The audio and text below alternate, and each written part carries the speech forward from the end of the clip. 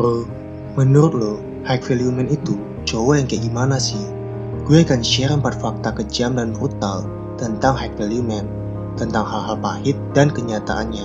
Bukan cuma yang manis-manis dan indah-indah. Biar lo lebih sadar sama kenyataan hidup, bro. Warning, buat lo yang gak siap mental, jangan nonton video ini biar mental lo gak ngedrop. Fakta kejam yang pertama, kalau dia bilang high value man gak akan ditolak cewek. Ini salah banget, bro. Mau lo se-high value apapun, masalah menerima atau nolak, itu sepenuhnya di tangan cewek yang lo tembak. Kalau si cewek ternyata udah punya pasangan, wajar kan dia nolak lo. Dan kalau si cewek lebih suka sama cowok yang bisa diajak seneng-seneng, mengutamakan kenikmatan dunia, wajar kan kalau dia nolak seorang high value man. Jadi high value man itu bukan tentang ditolak atau diterima sama gebetan, bro. Tapi tentang menyadari kalau penolakan itu adalah hal yang sangat wajar di dunia ini. Dan gimana caranya lo bisa jadi lebih kuat, jadi cowok yang lebih baik setelah ditolak. Bukannya jadi baper dan sakit hati. Fakta kejam kedua, kalau dia bilang high value man ceweknya banyak. Ini juga mitos salah yang bikin salah paham, bro. Cewek yang suka sama seorang high value man mungkin banyak, bro. Tapi high value man sejati gak akan dengan mudah mengkhianati komitmen yang dia bikin. Selain itu, karena seorang high value man sadar kalau waktunya terbatas. Prioritas hidupnya adalah untuk berjuang, bukan buat cinta-cintaan sama cewek. Makanya dia selektif banget. Dia nggak akan buang-buang waktu cuma buat chattingan, ngedate, pacaran sama cewek-cewek. Dia nggak akan maksain berkomitmen sama cewek sebelum dia benar-benar yakin. Dia nggak pengen buru-buru punya pasangan, cuma karena teman-temannya udah pada bawa cewek ke tongkrongan. Mungkin di awal perjuangannya dia malah dijauhi cewek karena dianggap nggak asyik, nggak punya waktu buat nongkrong, healing, pacaran, karena sibuk berjuang.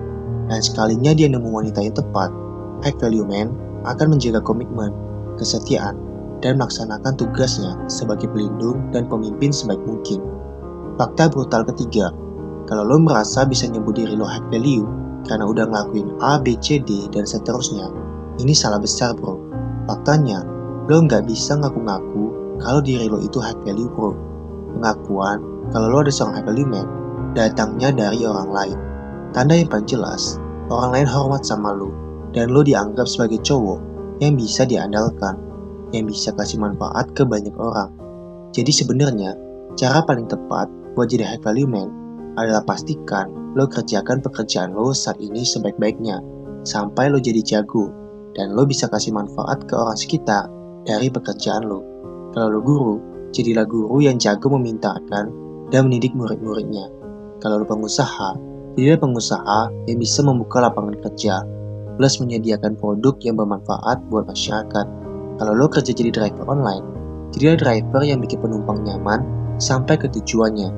Ketika lo jago ngerjain sesuatu dan manfaatnya kerasa buat orang sekitar, masyarakat pasti menghormati lo dan melihat lo sebagai sosok yang bisa diandalkan. Dan ini akan selangkah lebih dekat bikin lo jadi high value man. Fakta kejam keempat, kalau lo ngerasa bisa berhenti jadi high value man saat udah mencapai target hidup, ini juga harapan palsu, bro. Jadi seorang high value man itu adalah proses tiada henti. Kalau lo mikirnya sebagai tujuan akhir, lo ngerasa kalau lo udah bisa ngedapetinnya, lo akan berhenti melakukannya. Misal, udah dapet cewek impian, berarti gue bisa ninggalin semua aktivitas yang bikin gue high value. Udah punya banyak harta, ngapain susah-susah lagi ngejaga value gue? Udah terkenal dan punya status, gak perlu lagi jadi high value man. Ini salah, bro.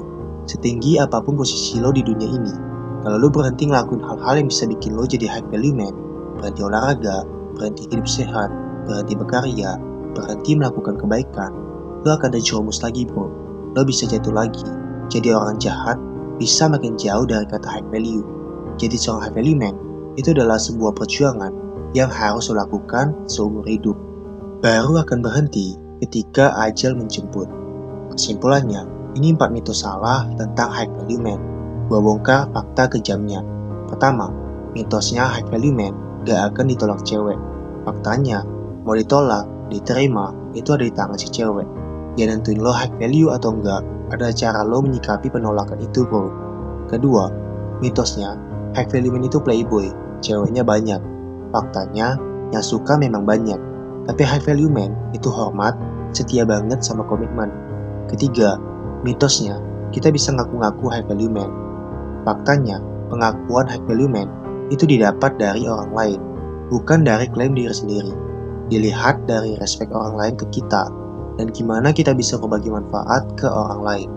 Keempat, mitosnya, lo bisa berhenti jadi high value man kalau lo udah mencapai target tertentu. Faktanya, no way bro. Jadi high value man adalah sebuah perjuangan yang harus lo lakukan seumur hidup. Yuk berubah di hal kecil. Karena apa? Karena kecil lebih baik. See you at the top. Semangat bro.